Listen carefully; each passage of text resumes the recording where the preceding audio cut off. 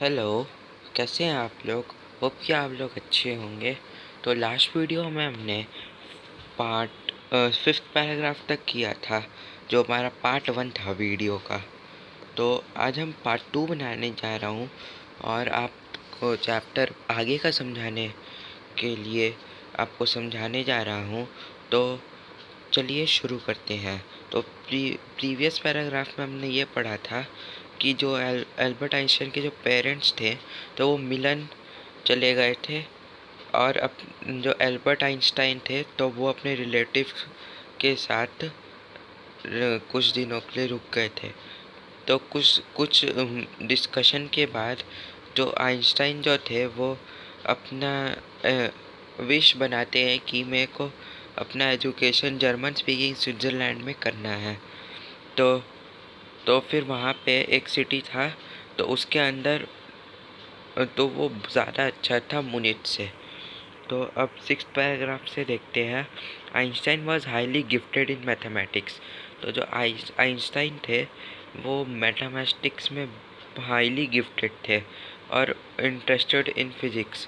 ने मैथ्स तो उन्हें बहुत अच्छे से आती थी और फिज़िक्स में वो बहुत इंटरेस्टेड थे।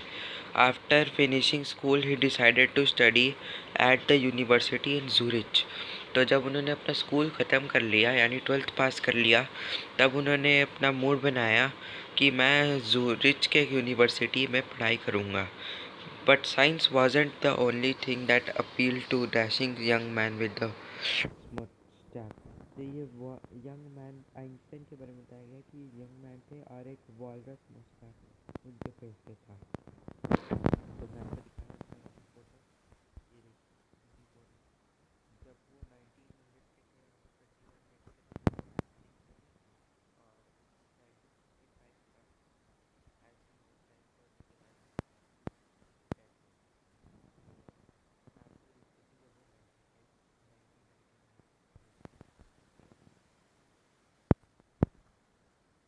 he also felt a special interest in a fellow student Mileva Mary। तो जो आइंस्टाइन थे वो एक स्पेशल फेलो स्टूडेंट में एक इंटरेस्ट लिए कि मतलब वो उनको वो जो स्टूडेंट थी वो बहुत पसंद आई, Mileva Maric, whom he found to be a clever creature। जो वो जो जिन जिसको उन्होंने एक क्लेवर क्रिएचर माना। दिस यंग सब had come to Switzerland because of the university in Zurich was one of the few in Europe where women could get degrees। तो यहाँ पे एक यूनिवर्सिटी था जूरिच में, तो जहाँ पे आइंस्टाइन आए थे, जहाँ पे वुमेन जो थी उनको डिग्री मिल सकती थी। और पूरे जूरिच में खाली वही एक यूनिवर्सिटी था जहाँ पे वुमेन को डिग्री मिलती थी। Einstein saw in her an ally against the Philistines, those people in his family and at the university with whom he was constantly at odds. The couple fell in love। तो जो Einstein थे उनको मतलब उनको उन्होंने एक दूसरे को मैरी करने का सोच लिया और दोनों एक दूसरे को मान गए। Later survive which they put their affection into words, mixing science with tenderness, wrote Einstein. How happy and proud I shall be when we both have brought our work on relatively a victorious victorious conclusion। तो Einstein ने लिखा कि how happy and proud I shall be. मैं कितना खुश और proud करूँगा अपने आप पे कि जब हम दोनों अपने काम को रिलेटिवली और विक्टोरियस कंक्लूजन में करेंगे। अब 8th पैराग्राफ में देखते हैं। इन 1900 एट द एज ऑफ 21, जैसा मैंने दिखाया था आपको पिक्चर में, Einstein was a university graduate. तो उस एज में वो एक यूनिवर्सिटी ग्रेजुएट थे और अनएम्प्लॉयड थे, यानी उनको अभी कोई काम नहीं था। यानी वो मतलब जो यूनिवर्सिटी पे ग्रेजुएट हो गए और अभी वो जॉब के लिए ढूंढ रहे थे, लेकिन अभी उनकी जॉब नहीं लगी थी, इसलिए वो अभी अनएम्प्लॉयड थे। He worked as a teaching assistant, फिर उन्होंने टीचिंग असिस्टेंट का काम किया, gave private lessons and finally secured a job. तो फिर जब उन्होंने टीचिंग असिस्टेंट का काम किया और जब प्राइवेट लेसन्स वगैरह यानी पढ़ाते थे थोड़ा, तो जब कुछ कुछ दिनों या कुछ महीनों के बाद उनकी एक जॉब लग गई 1902 में, यानी 1900 यानी 2 इयर्स के बाद उनकी जॉब लग गई technical expert patent office burn में, while he was supposed to be assessing other people's invention. Einstein was actually developing his own ideas in secret. तो जो आइंस्टाइन थे वो अपने खुद के आइडियाज़ लगा रहे थे सीक्रेट में, किसी को नहीं बताया उन्होंने। He is said to have jokingly called his desk drawer at work the brew of theoretical physics. तो उनकी एक थ्योरी थी ब्रू ऑफ थ्योरेटिकल फिजिक्स। अब चलिए 9th पैराग्राफ में देखते हैं। One of the famous paper of 1905 was Einstein's special theory of relativity, according to which time and distance were not absolute. Indeed, two perfectly accurate clocks will not continue to show the same time when they come together. Again, after a journey, if one of them has been moving very fast relative to the other. From this followed the world's most famous formula. तो Einstein ने ऐसे ही job करते करते और फिर कुछ अपनी theory of relativity थी तो वो लगा के उन्होंने एक फार्मूला डिज़ाइन किया, E=mc², जो एक रिलेशनशिप बताता है मास और एनर्जी के बीच। तो यहाँ पे E है एनर्जी, M है मास और C है जो पाथ ऑफ लाइट। हाँ, तो मैं आपको बता रहा था कि E जो है वो एनर्जी है, M जो है वो मास है और जो C है वो है speed of light in a vacuum. ये आप आगे की क्लासेस में पढ़ेंगे और ये फार्मूला का भी यूज़ करेंगे। अब चलिए 10th पैराग्राफ में देखते हैं। While Einstein was solving the most difficult problem in physics, his private life was unravelling. वो जो आइंस्टाइन थे तो जो आइंस्टाइन थे वो जो कई डिफ़िकल्ट प्रॉब्लम को जब सॉल्व करते थे जो फिज़िक्स में, तो जो उनकी जो लाइफ है वो नीचे गिरने लगी। अनरिवेलिंग का मतलब वो नीचे गिरने लगी। Albert had wanted to marry Mileva but right after finishing his studies. Albert Einstein जो थे वो को मिलेवा मैरिक से मैरी करना था अपनी स्टडीज़ को फिनिश करते हुए, पर जो उनकी मदर हैं वो ये नहीं चाहती थी कि वो आइंस्टाइन जो है वो मिलेवा मैरिक से मैरी करे। शी यानी उसकी जो एल्बर्ट आइंस्टाइन की जो मदर है she thought Mileva who was 3 years older than her son, यानी जो मिलेवा थी वो आइंस्टाइन से बड़ी थी, 3 years यंगर थी, 3 years ओल्डर थी।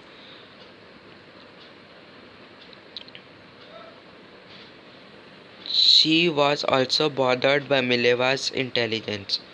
अब उन मिलेवा की इंटेलिजेंस भी उतनी अच्छी नहीं थी। She is a book like you.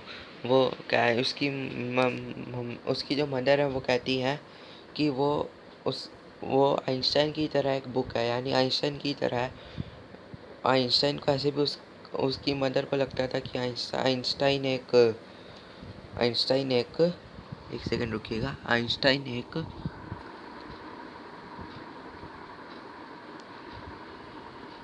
एक फ्रीक है, जैसा कि हमने स्टार्टिंग में पढ़ा था। आइंस्टाइन एक फ्रीक है। उसकी मदर को लगता था कि आइंस्टाइन जो है वो एक फ्रीक है। और his mother said Einstein put the wedding of, लेकिन आइंस्टाइन ने नहीं माना, उसने शादी करी। अब 11th पैराग्राफ में देखते हैं। The pair finally married in January 1903। तो जो मिलेवा मैरिक के साथ जो आइंस्टाइन थे वो दोनों ने मैरी किया 1903 एंड हैड 2 sons, और उनके 2 बच्चे भी थे। But a few years later the marriage faltered. तो 2 साल के बाद उनका डाइवोर्स हो गया, सब लड़ाई झगड़ा शुरू हो गया। Mileva meanwhile was losing her intellectual ambition and becoming an unhappy housewife. तो मिलेवा जो थी वो कुछ सालों के बाद अनहैप्पी हाउसवाइफ बनी। After years of constant fighting, जो लड़ाई वड़ाई हुआ उनके घर में, और जो आइंस्टाइन के साथ जो मिलेवा ने मैरी किया था, दोनों ने डाइवर्स ले लिया 1919 में। यानी उनकी 1903 में उनकी मैरिज हुई, 1919 में उनका डिवोर्स भी हो गया। तो Einstein married his cousin Elsa the same year. तो 1919 में अपने कज़न के साथ आइंस्टाइन ने मैरी कर लिया, जिनका नाम एल्सा था। अब 12th पैराग्राफ में देखते हैं। Einstein new personal chapter coincided with his rise to world fame. In 1915 he had published his general theory of relativity. तो जो आइंस्टाइन थे उन्होंने अपनी 1915 में एक जनरल थ्योरी ऑफ रिलेटिविटी बनाया, और which provided a new interpretation of gravity. An eclipse of the sun in 1919 brought proof that it was accurate.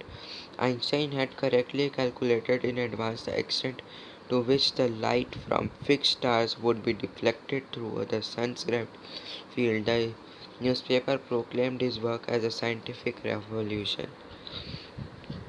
तो ये थ्योरी बताया अपनी। अब नेक्स्ट पैराग्राफ में देखते हैं 13 paragraph. Einstein received the Nobel prize for physics in 1921। 1919 में उसने अपनी कज़न के साथ फिर से शादी करी, और 1921 में उनको नोबेल प्राइज़ भी मिला फिज़िक्स में। He was showered with honors and invitations from all over the world, and lauded by the press. जो आइंस्टाइन थे वो ऑनर्स और इनविटेशन के साथ वो उनको प्राइज़ दिया गया, और कई सारे न्यूज़पेपर्स, मीडिया, ये सब भी आ गए थे वहाँ, जो उनको प्रेस करने आए थे।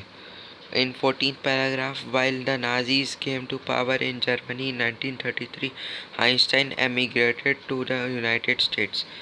जब नाजी लोग आए जर्मनी में 1933 में, तो आइंस्टाइन जो थे वो एमिग्रेट हुए यूनाइटेड स्टेट में। 5 years later, the discovery of nuclear fission in Berlin had American physicists in an uproar. Many of them had fled from fascism just as Einstein had, and now they were afraid the Nazis could build and use an atomic bomb. 15 paragraph में देखते हैं.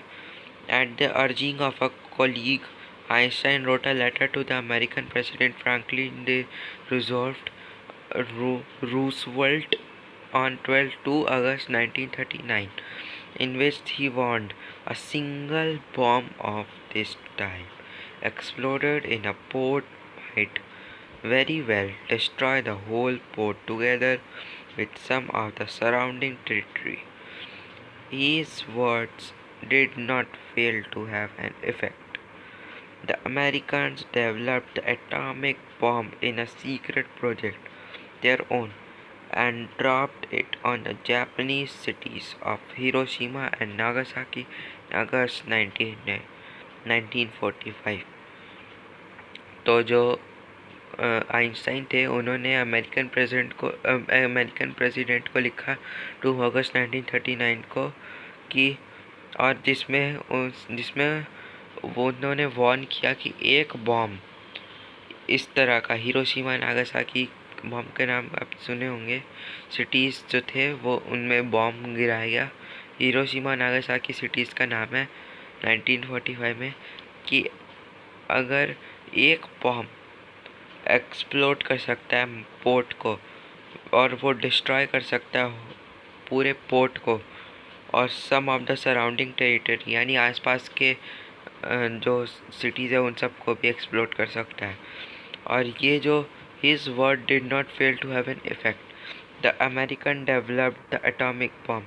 जो Einstein ने जो letter लिखा था, तो जो प्रेसिडेंट था उसको कोई फ़र्क नहीं पड़ा, उन्होंने बॉम्ब बनाया और अपने सीक्रेट प्रोजेक्ट में, और उन्होंने हिरोशिमा नागासाकी जो जापानीज सिटीज़ हैं तो उसके अंदर 1945 में गिराया।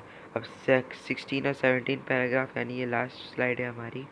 Einstein was deeply shaken by the extent that the destruction. This time he wrote a public missive to the United Nations. In it, he proposed the formation of world government. Unlike the letter to Roosevelt, this one made no impact.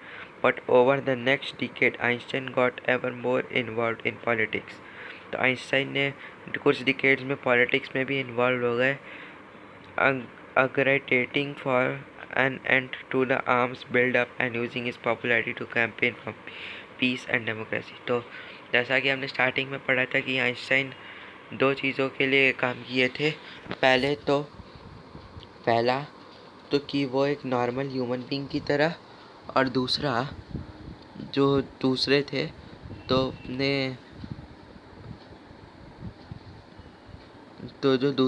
तो एक तो अपने लिए खुद काम किया, और जो दूसरे थे वो डेमोक्रेसी और पीस के लिए काम किया। तो ने पीस और डेमोक्रेसी के लिए भी उन्होंने पॉपुलैरिटी किया। तो जब आइंस्टाइन की डेथ हो गई इन 1995, जब वो 76 ईयर्स के थे, तब उनकी डेथ हो गई। और वो उनके डेथ को हम ऐसे सेलिब्रेट करते हैं कि विजनरी और world citizen as much as a scientific genius. यानी आइंस्टाइन जो थे वो साइंटिफिक जीनियस से कम नहीं थे, और उन्होंने वो प्रूव करके गए अपने पूरे लाइफ में। तो दोस्तों, हमारा चैप्टर भी यही ख़त्म होता है, और होप कि आपको चैप्टर भी समझ आया होगा। तो मिलते हैं नेक्स्ट वीडियो में। ये हमारा पार्ट 2 था, और इस चैप्टर के भी असाइनमेंट्स है। अगर आपको चाहिए तो आप मेल कर सकते हैं, और जो आपको ज़रूरत होए तो आप ले सकते हैं। इस चैप्टर के लिए 2 असाइनमेंट से डिस्क्रिप्शन बॉक्स में आपको बताया गया है। और अगर आपको मेरा वीडियो पसंद आता है तो आप लाइक कीजिएगा, चैप्टर समझ आया तो सब्सक्राइब कीजिएगा, और बेल आइकन ज़रूर दबा दीजिएगा ताकि आप मेरी एक भी वीडियो मिस ना कर पाएँ। तो थैंक यू, एंड होप कि आपको समझ आया होगा। मिलते हैं नेक्स्ट चैप्टर में। So till then, bye.